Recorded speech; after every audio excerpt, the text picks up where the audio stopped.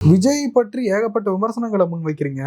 கள அளவுல விமர்சனத்தை முன்வைக்கல, குற்றச்சாட்டை முன்வைக்கிறேன். நல்லா நினைச்சு கண்டுபிடிச்சிங்க. அரசியலை பத்தி நான் சொன்னது விமர்சனங்கள், அவரை பத்தி பேசுறது குற்றச்சாட்டு. தப்பு, அது நீ செஞ்சது தப்பு, அவ்வளவுதான். குற்றச்சாட்டை வைக்கிறேன். அது நீதிமன்றத்தில் தான் வைக்கணும், இல்லை வெளியிலையும் வைக்கலாம். 70 வயசு ஆச்சு sir. I have no inhibitions. நான் இப்படிதான் பேசுவேன். சரி, விஜய் பற்றி குற்றச்சாட்டுகளை முன்வைக்கிறீங்க. இது அவர்களுடைய தொண்டர்கள் மத்தியில விஜய் மேல ஒரு அதிருப்தியை கொடுத்திருக்காரு. தொண்டர்களுடைய மனநிலை சிந்தனை பொறுத்து இருக்குது. எவ்வளவு பேர் வெளியேறினாங்க, எவ்வளவு பேர் நீங்க எதிர்த்து எழுதுறாங்க, எவ்வளவு பேர் நீங்க எதிர்த்து பேசுறாங்க. அண்ணா நாயங்களை போட்டு வதைக்கிற அப்படின்றா. இதுல இப்படி இல்லாம நீ பண்ணுவ அப்படின்ற. ஏன் பண்ற? நீ எதை செஞ்சியோ அதை அவங்களால செய்ய முடியாது. அதை கூட திமுகவினுடைய சதின்ற எல்லாத்தையுமே சொல்லிடலாம். திமுகவினுடைய சதிதான் அப்படின்ட்டு. அவங்கதான் வீட்டுக்குள்ள வந்து ஒரு ஆளை போட்டு ஒரு ஒரு பொண்ணு, இவருடைய பொண்டாட்டி கூட ஒரு புள்ள, ஒரு பொண்ணு, அவங்களுக்கு வந்து தனியா வீட்டுல ஒரு இடத்துல ஒரே ஒரு சர்வெண்ட்டை மட்டும் அனுப்பிட்டு வேற எந்த ஃபெசிலிட்டியும் கிடையாது. 6 வருஷம் நடக்குது வாழ்க்கை. திமுக தான் சதி பண்ணுதா? என்ன பண்ணுச்சு? தூக்கி தனிமைப்படுத்தி கார் சாவியெல்லாம் பிடிக்க வச்சுக்கிட்டது திமுக பண்ண சரியாது. கோர்ட்ல வந்து சொல்றாங்க. அது இப்படிதான் கரூருக்கு சொல்லிட்டு இருந்தாங்க. இந்த மாதிரி விமர்சனங்கள் விஜய் மேல கள அளவுலையும் அவருக்கு இருந்த ஒரு குறிப்பிட்ட பெர்சன்டேஜ் ஓட்லயும் ஒரு ஷேக் கொண்டு வந்திருக்கு. அவருடைய ரசிகர்கள் மத்தியில இது ஒரு தாக்கத்தை ஏற்படுத்தி இருக்கும். நல்ல தாக்கத்தை ஏற்படுத்தி இருக்கும். புரிஞ்சுக்கிறது தானே உறவு. புரியதான உறவு. ரொம்ப தொலைவுல இருந்து பாக்குறதை விட கிட்ட போக போக நம்ம பலரையும் பல விதமா புரிஞ்சுக்கலாம். சரி, விஜய் அவர் அந்த செல்வாக்கு இழந்துட்டார், அதெல்லாம் ஓகே. ஒருவேளை என்டிஏ கூட்டணிக்கு அதிமுக கூட்டணிக்கு போனால் அதிமுகவின் கனவை நிறைவேற்ற உறுதுணையா இருப்பாரா? இல்ல, அதிமுகவினுடைய கனவும் இல்ல. அதிமுக, பிஜேபி, விஜய் அது ஸ்ட்ரெங்தன் ஆகும். திமுகவை வீழ்த்துமா? இல்ல, அது கிடையாது. அதெல்லாம் ரொம்ப அதான் நான் சொல்ல வரணும். எப்படி அது வீழ்த்தும்? வேற கூட்டம் இவங்க ரொம்ப ஸ்ட்ராங்கான கூட்டணி, நம்ம ஓட்டு போடுவோம். திமுக கூட்டணி எப்படி ஜெயிக்கும்? திமுக எப்படி ஜெயிக்கும்? திமுக கூட்டணி எப்படி ஜெயிக்கும் அப்படின்றத ஸ்டாலின் டெய்லி பேசுறாரு.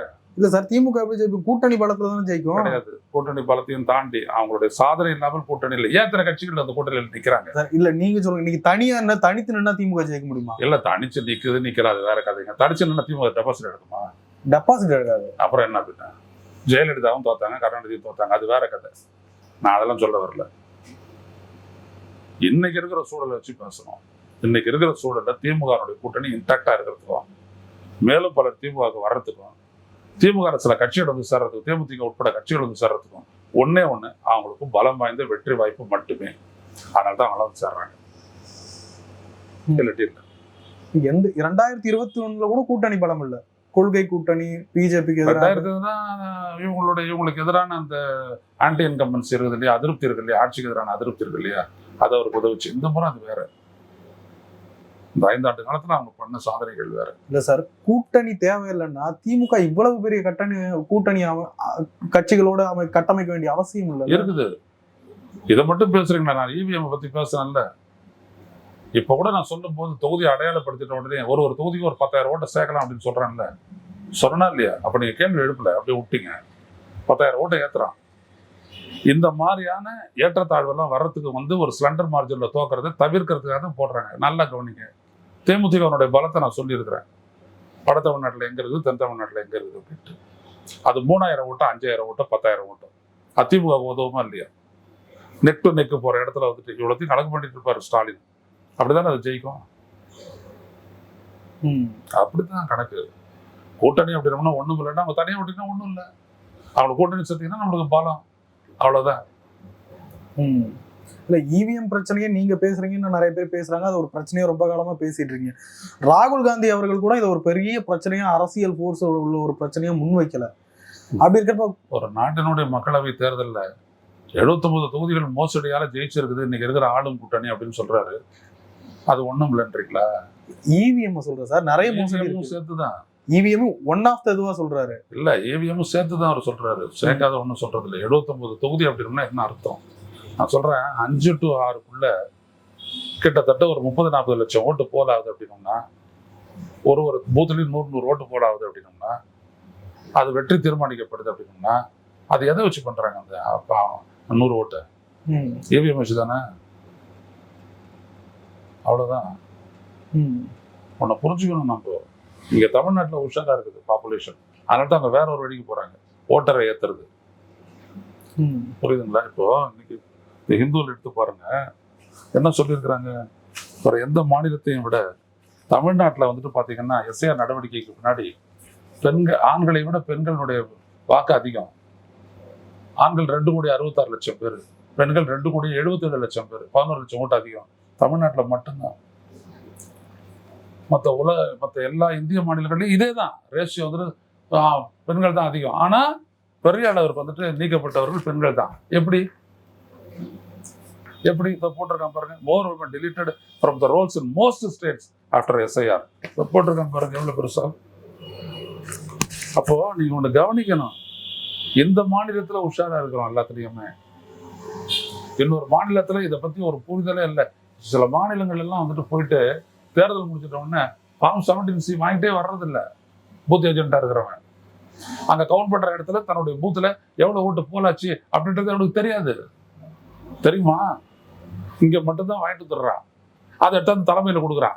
தலைமையில இருக்கிறவன் கவுண்டிங் எந்த ஏஜென்ட் அனுப்புறானோ அவங்ககிட்ட தபார் இதை அனுப்புன்றான். உடனே இந்த வாக்குச்சாவடியன் அப்படின்னு சொல்லிட்டு எடுத்து வச்ச உடனே எவ்வளவு ஓட்டு எடு அப்படின்றான். உடனே எடுத்து வரான், தோபார் பொருந்துதா, சரி போட்டு பட்டனை போடு அப்படின்னா மொத்த வாக்கு தான் முதல்ல காட்டுவான். அது காட்டுவானே இப்போ என்ன அப்படின்வான்.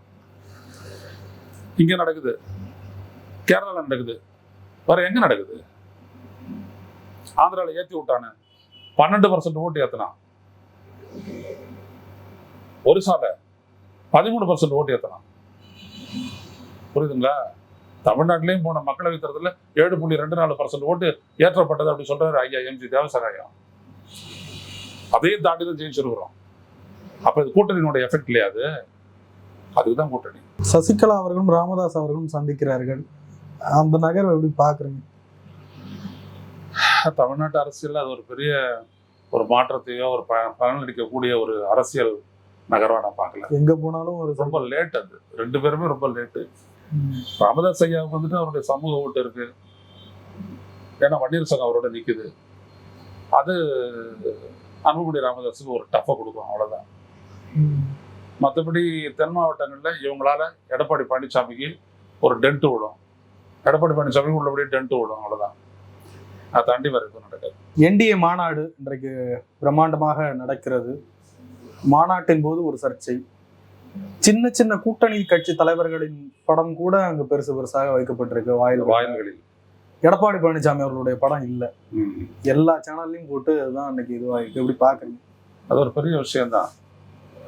எடப்பாடி பழனிசாமிக்கு வந்துட்டு ஏன் அவங்க வந்துட்டு அது தவிர்க்கிறாங்க அப்படின்னா, இவங்க எதிர்பார்த்த எந்த இடத்தையும் வந்துட்டு கொடுக்கல கூட்டணி இந்த தொகுதி பகிர்வுல.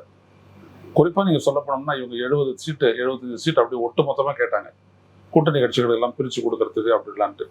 எடப்பாடி அதுக்கு ஒத்துக்கவே இல்லை. நான் அது ஏற்கனவே நான் சொன்னேன், உங்களுக்கான சீட்டு எவ்வளவோ அதை நீங்க வாங்கிட்டு போயிடுங்க, மற்றவங்க எங்களோட பேசட்டும். இங்க நாங்க தானே தலைமை, அதிமுக தலைமையிலான என்டிஏ கூட்டணி தானே, அப்புறம் நான் எல்லாத்தையும் நான் பேசிக்கிறேன் அப்படின்னு சொன்னாரு. அது அவங்களுக்கு ஏற்புடையதில்லை. ரெண்டாவது விஷயம், அவங்களுக்கு ரொம்ப கம்மியான இடத்த தான் அவர் கொடுக்குறாரு. 24 இதில் ஆரம்பிச்சாரு, இப்போ வந்துட்டு 28 அப்படின்னு முடிஞ்சிருக்குது. 29 சீட் அப்படின்னு சொல்றாங்க. அது வந்துட்டு அதுவும் ஆதரவு தளம், பிஜேபி ஆதரவு தளத்துல. ஆனா அதுக்கெல்லாம் அவர் ஒத்துக்கிறாரா இல்லைன்னு தெரியல. என்ன அப்படின்னா, பிஜேபிக்கு எவ்வளவுக்கு எவ்வளவு இடம் கொடுக்குறோமோ அவ்வளவுக்கு அவ்வளவு அது நம்மளுக்கான எதிர்காலத்துல பலவீனமா போயிடும் அப்படின்றத ரொம்ப பக்காவா உணர்ந்திருக்கிறாரு எடப்பாடி பழனிசாமி. ஸோ அதனால அவர் கொடுக்க மாட்டேங்கிறாரு. இன்னொரு முக்கிய காரணம், பிஜேபிக்கு அவருக்கு எதிராக இருக்கிற சங்கடம், தங்களுக்கான சில குறிப்பிட்ட தொகுதிகள் எல்லாம் ஒரு 20 தொகுதிகளாவது எங்களுக்கு வந்துட்டு நீங்க அலர்ட் பண்ணிடுங்க, மேலே கிட்ட பார்த்துக்கலாம் அப்படின்னு சொல்லிட்டு இந்த கோயில் இருக்கிற நகர தொகுதிகள் எல்லாம் கேட்டாங்க அவங்க. எடப்பாடி மறுத்துட்டாரு. இது ரொம்ப, இது ஒரு 3 மாசம் முன்னாடி இருந்தது, இதெல்லாம் நான் சொல்லியிருக்கேன். அதெல்லாம் ஒன்றும் கிடையாது. அது திருத்தணியா இருக்கட்டும், திருநெல்வேலியா இருக்கட்டும், திருப்பரங்குன்றமா இருக்கட்டும், ஸ்ரீவில்லிபுத்தூரா இருக்கட்டும், ஸ்ரீரங்கமா இருக்கட்டும், எல்லாம் அம்மா ஜெயிச்ச தொகுதி, நாங்கள் ஜெயிச்ச தொகுதி. தர முடியாது. ஒட்டு மொத்தமாக நீங்கள் தொகுதி பேசும்போது அது பேசிக்கலாம். ஆனால் நீங்கள் கேட்குற தொகுதி ராமநாதபுரம் உட்பட எல்லாமே எங்களுக்கானது அப்படின்ட்டாரு. அதில் அவங்களுக்கு ரொம்ப கடுப்பாயிட்டாங்க. ஏன்னா அவங்க ஏன்னா தொகுதியை ஐடென்டிஃபை பண்ண சொன்னாங்க.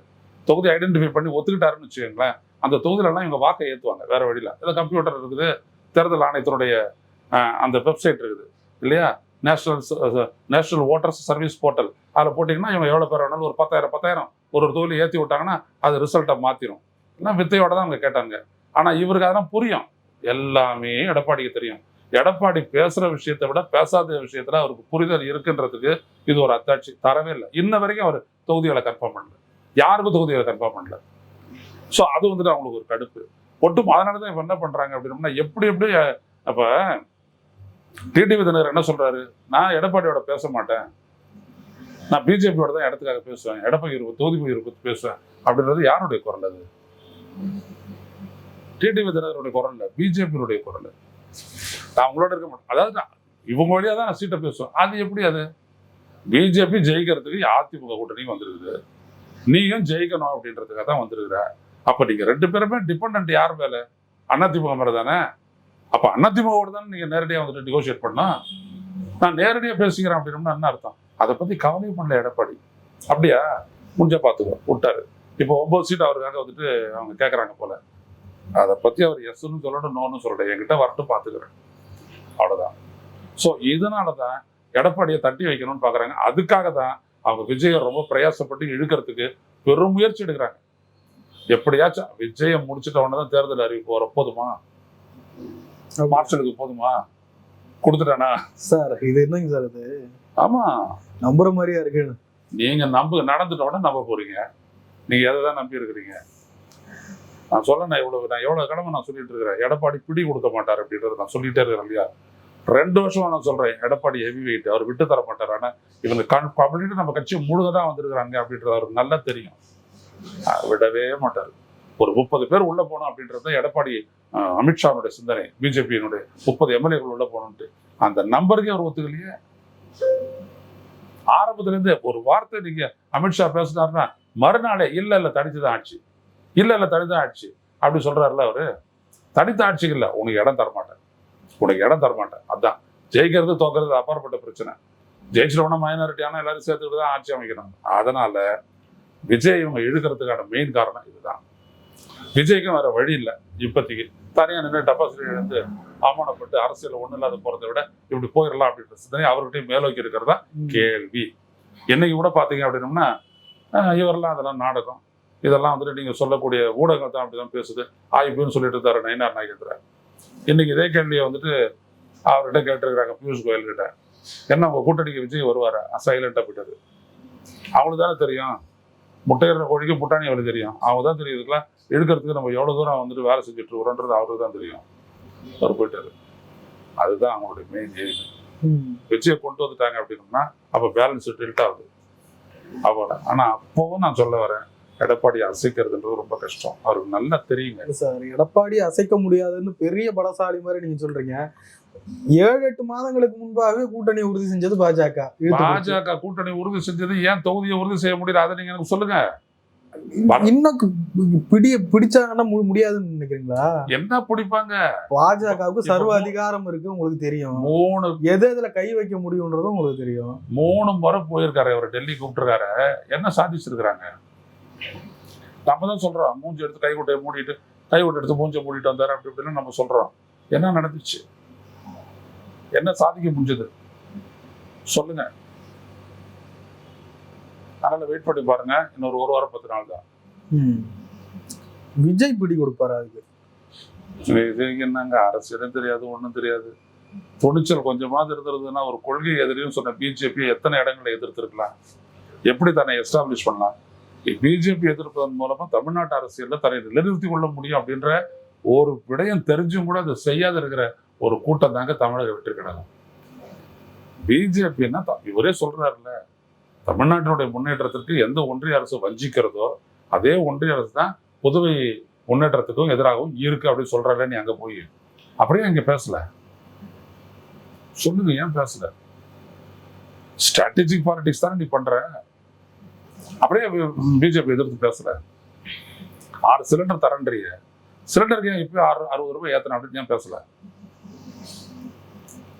சொல்லுங்க, நீங்க விளக்கம் கொடுங்க எனக்கு. அவ்வளவுதான். அதனால விஜய் எங்க போவார் அப்படின்னா, விஜய் தன்னை காப்பாத்திக்க போவார். விஜய் அவர்கள் போயிட்டா மட்டும் அதிமுக கூட்டணியில இல்ல என்டிஏ கூட்டணியில என்ன நடக்கும்? இல்ல அட்லீஸ்ட் அவங்களுக்கு ஒரு பலம் கூடுதல்ல. விஜய் ஆட்சியை பிடிக்க முடியுமா? இல்ல அது வேற கதைங்க. ஆட்சியை வச்சு கூட்டணியை வச்சு ஆட்சியை பிடிச்சதா வரலாறே கிடையாதுங்க. திமுக தானே பிடிக்குது. அதெல்லாம் சொல்லுவாங்க இவங்க அந்த மாதிரி. என்கிட்ட எங்க அதெல்லாம் பத்தி கேட்டுறீங்க? 8 கட்சி கூட்டணி தானே சொல்றீங்க 67ல. 8 கட்சி கூட்டணி மட்டும் தானே அது? அப்ப இந்திய எதிர்ப்பு போராட்டம் கிடையாதா? அரிசி பஞ்சம் கிடையாதா? எம்ஜிஆர் சுடப்பட்டது கிடையாதா? சொல்லுங்க. அதனால ஒன்னு ஃபேக்டர்ஸ் வேற. வெறும் கட்சி கூட்டணிகள் மட்டும் ஜெயிச்சிட முடியும் அப்படின்னா அதெல்லாம் எத்தனை பேர் வச்சிருந்தாலும் அதை பத்திலாம் ஒண்ணும் கிடையாது. ஸ்டாலினுக்கு இருக்கிற ஸ்ட்ரென்த் அவருடைய சாதனை, ஸ்டாலினுக்கு இருக்கிற ஸ்ட்ரென்த் இந்த மக்கள் அவர் மேல வச்சிருக்கக்கூடிய நம்பிக்கை, ஸ்டாலினுடைய ஸ்ட்ரென்த் திமுக அவருடைய கட்சி பலம் பிளஸ் கூட்டணி. அவ்வளவுதான். இங்க இருக்கிறது என்னன்னா வெறும் நம்பர்ஸ். அதிமுக ஓட்டு, பாஜக ஓட்டு, விஜயனுடைய ரசிகர்கள் அப்படின்ற அந்த சேர்க்கை தான். ஒரு எடுத்துக்காட்டு, ஒரு தொகுதியில விஜய்க்கு 15,000 ஓட்டம் 20,000 ஓட்டம் இருக்குன்னு வச்சுக்கோங்க. அது ஒரு அடிஷன் தானே உங்களுக்கு. அதை மறுக்க முடியாது, நான் மறுக்கவும் இல்லை. கட்டாயம் வரும். அது இவங்களுக்கு ஒரு கூடுதல் பலம் தானே அது. அப்படி ஒரு கூடுதல் பலம் 2011 விஜயகாந்தனால ஜெயலலிதாவுக்கு ஏற்பட்டுச்சா இல்லையா? ஆனா அதே ஜெயலலிதா மறுத்தாங்க. ஏன் மறுத்தாங்கன்னா, தமிழ் தேசியவாதிகள் நாங்க பண்ண பிரச்சாரம் தான், அவங்க பண்ண பிரச்சாரத்துல தான் நான் ஆட்சிக்கு வந்தேன் அப்படின்னு அவங்க சொன்னாங்க. அதனால தான் விஜயகாந்துக்கு அவங்களுக்கு அந்த முரண் சண்டையே ஏற்பட்டுச்சு. ஒண்ணு மட்டும் தெரிஞ்சுக்கங்க, மக்கள் கிட்ட இருக்கக்கூடிய உங்களுக்கு வாய்ஸ் தான் ஒரு இஷ்யூ டாமினேட் பண்ணும். அந்த இஷ்யூ தான் அந்த பிரச்சனையே, தேர்தல் பிரச்சனையே. கூட்டணிலாம் சொல்றது நம்ம ஊடகங்கள் போட்டு செய்யக்கூடிய உருட்டு, புரியுதுங்களா? அது ஜாதியை ஓட்டு இப்படி போயிடும், இந்த ஜாதி ஓட்டு இப்படி போயிடும், அந்த ஜாதி ஓட்டு குறுக்கையில் வரும், எல்லாம் புழுகு, அட்டர் புழுகு. இது மாடர்ன் டைம்ஸ். இன்னைக்கு எல்லாருமே வந்துன்னா தமிழ்நாட்டை தாண்டி இந்தியாவை தாண்டி சிந்திக்கக்கூடிய அளவுல இருக்கான். எல்லாரும் வந்துட்டு இவங்க பிசினஸ் மேன் கிடையாது, அப்படியே பணம் ஒன்றும் கொட்டி கிடக்குறாங்க. எல்லாம் படிப்பு தேவைப்படுறது, வேலை தேவைப்படுது, சம்பாதிக்க தேவைப்படுது, ஒரு வீடாவது நம்மளுக்கு ஒன்று கட்டிக்கணும் அப்படின்னு சொல்லிட்டு ஒரு படிச்சவனு நினைக்கிறான். அவனுடைய சிந்தனையில முன்னேற்றம் இருக்குமா? பழையபடி இந்த கிராமத்திற்குள்ளேயே சுத்தி வரணும்னு அந்த சிந்தனை இருக்குமா? தான் இங்க இதுதான் புரிஞ்சுக்கணும். இதுதான் வளர்ச்சியை நோக்கி ஒரு மாற்றம், சிந்தனை மாற்றம். சிபிஐ அழைப்பினுடைய பின்னணி அதுதானா? ஏன் இப்ப சொல்றாங்க முடிச்சிட்டீங்க, கடைசியா எப்ப நீங்க விசாரணை நடத்துறீங்க? ஜனவரியில முடிச்சிட்டீங்க, விஜய் கிட்ட முடிச்சிட்டீங்க, அதுக்கு முன்னாடி எல்லார்ட்டையும் நீங்க விசாரணை முடிச்சிட்டீங்க, இன்க்ளூடிங் விஜயனுடைய அந்த வேன் அந்த பஸ்ஸுடைய டிரைவர் கிட்ட வரையும் முடிச்சிட்டீங்க. சார்ஜ் ஷீட் ஃபைல் பண்ணாத இருந்தா அது எதுக்காக 2 மாசமா? சொல்லுங்க, ஏன் சார்ஜ் ஷீட்டை ஃபைல் பண்ற? எழுதுறதுக்கு ரொம்ப நேரம் ஆச்சு. சார்ஜ் ஷீட்டை இன்னும் நிறைய பேர் விசாரிக்கணும்ல. யாரை விசாரிக்கிறது? செந்தில் பாலாஜி எல்லாம் கூப்பிட்டுருக்காங்க. என்ன செந்தில் பாலாஜி? இப்பதான் பண்ணுவோம். எப்போ கூப்பிட்டுருக்கலாமே? எப்போ கூப்பிட்டுருக்கலாமே செந்தில் பாலாஜி? இன்வெஸ்டிகேஷன் போயிட்டு இருந்திருக்கு. நீங்க வேற எனக்கு பூ சுத்துறீங்க. வேணாம், நம்ம 2 வருஷம் நம்பர் சுத்துறோம்னா பாக்குறவங்க கோச்சிக்குவான். அது கிடையாது, உண்மை எவ்வளவுதான். ஒரே நேரத்துல இது அதே நாள்ல வந்துட்டு பாத்தீங்க அப்படின்னா அந்த தணிக்கை அதிகாரி ஒருத்தருக்கு வந்துட்டு உடம்பு சரியில்லாத உடல்நல குறைவு ஏற்பட்டுச்சு. அந்த குறைவு நிறைவு அவங்க எப்போ உடல்நல குறைவு ஒருத்தர் ஏற்பட்டுச்சுன்னா இன்னொருத்தர் வச்சு பாக்குறது ஏன் ஒத்துக்காதா? என்ன காது குத்துறாங்க? ஐயோ, 1950 குத்துற மாதிரி இப்போ குத்திட்டு இருக்கிறாங்க காது. 50களில் உதய சூரியன் பார்வையில் உதய சூரியன் போனது ஒன்னு புதிய சூரியன் பார்வையில் எழுதி கொடுப்பாங்க. அது வேதம் செய்த குருவை கூட விடுவதில்லைன்னா உடனே அவங்க கோச்சிக்கிட்டாங்க. அது மேகம் செய்த உருவம் போல களைவதில்லை அப்படிலாம் சொல்லிட்டு அது மாதிரி இன்னும் நினைச்சிட்டு இருக்கிறாங்க. இதெல்லாம் என்னது போக்கு காட்டுறாங்க, அவ்வளவுதான். சார், நிறைய விஷயங்களை போய் ரொம்ப நன்றி சார்.